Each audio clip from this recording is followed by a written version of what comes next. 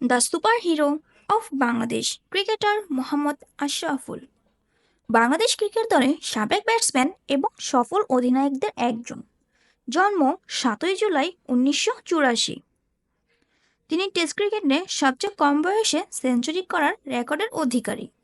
আশরাফুল বিশ্বের কনিষ্ঠতম খেলোয়াড় হিসেবে টেস্ট শতক করার রেকর্ডটি করেন শ্রীলঙ্কার বিপক্ষে। ২০০৪ সালে জাতীয় দলে প্রত্যাবর্তনের পর ভারতের বিপক্ষে ১৫৮ রান করেন, যা ওই সময়কালে তার ব্যক্তিগত দ্বিতীয় শতক এবং কোনো বাংলাদেশি ক্রিকেটারের সর্বোচ্চ টেস্ট রান।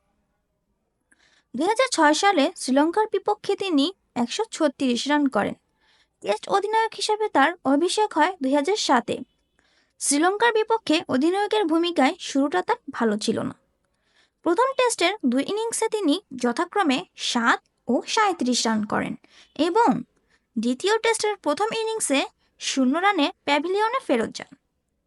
আশরাফুলের ওয়ানডে অভিষেক হয় জিম্বাবুয়ের বিপক্ষে ১১ এপ্রিল ২০০১। ম্যাচটিতে তিনি মাত্র ৯ রান করেন। ওয়ানডে ক্রিকেটে বাংলাদেশের হয়ে আশরাফুল মোট ১৭৭টি ম্যাচে খেলেন। আন্তর্জাতিক ক্রিকেট অঙ্গনে বাংলাদেশের কিছু বিখ্যাত জয়ে আশরাফুলের অনেক অবদান রয়েছে। ২০০৫ সালের ১৮ জুন ইংল্যান্ডের কার্ডিফে ন্যাটওয়েস্ট সিরিজে তৎকালীন বিশ্বের ১ নম্বর ক্রিকেট পরাশক্তি অস্ট্রেলিয়ার বিপক্ষে বাংলাদেশের স্মরণীয় জয়ে আশরাফুল ১০০ রান করেন। এটি তার একমাত্র শতক এবং সেই ম্যাচটি বাংলাদেশ ক্রিকেট ইতিহাসের এক স্মরণীয় ম্যাচ। তিনি আন্তর্জাতিক ক্রিকেট ইতিহাসে দ্বিতীয় কনিষ্ঠতম অধিনায়ক। ২০১৩ সালে বাংলাদেশ প্রিমিয়ার লিগে ম্যাচ পাতানোর সঙ্গে জড়িয়ে থাকার অভিযোগে ওঠার পর আশরাফুল এ বিষয়ে স্বীকারোক্তি দেন এবং জাতির কাছে ক্ষমা চান। পরে আশরাফুলকে সব ধরনের ক্রিকেট থেকে সাময়িকভাবে নিষিদ্ধ করে বাংলাদেশ ক্রিকেট বোর্ড। পরে অবশ্য দলে কামব্যাক করলেও আর তেমন কোনো সুবিধা নিতে পারেননি কখনোই।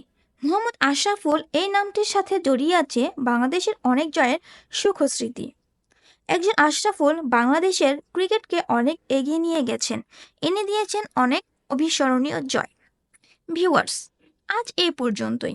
দেখা হবে অন্য কোনো এক ভিডিওতে অন্য কোনো এক সেরাদের সেরা সব কীর্তি নিয়ে।